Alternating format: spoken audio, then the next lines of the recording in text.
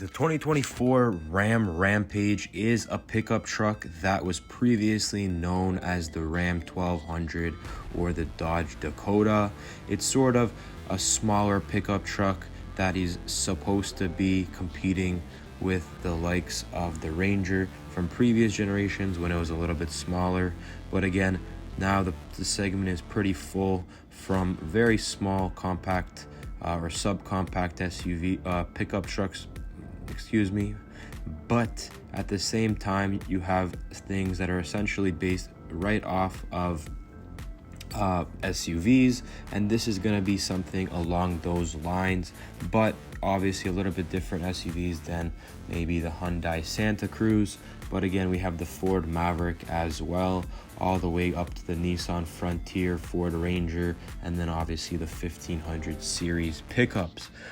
This market, the market that we're going to be seeing this pickup truck to begin with, unfortunately, is South American markets.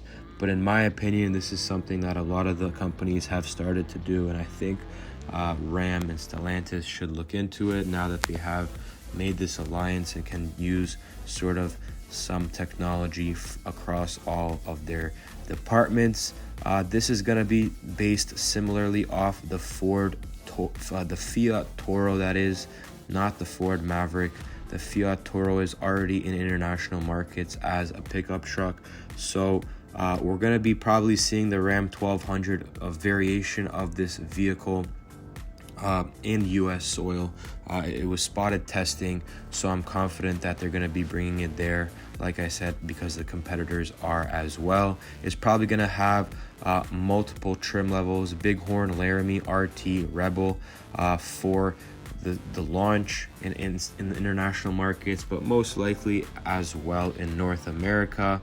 And in terms of the powertrain, we're expecting, not 100% confirmed, but it's most likely the 2-liter 4-cylinder gas engine, which is actually used in the Wrangler, which makes about 270 horsepower and 300 pound-feet of torque.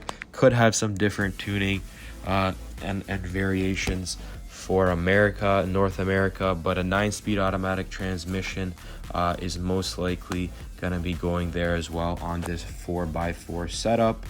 It'll be interesting to see what exactly the interior looks like, but even on the 1500 Rams, they're definitely pretty clean looking and acceptable. So it's definitely going to be exciting to see what was once a very popular truck in North America hopefully make its way back.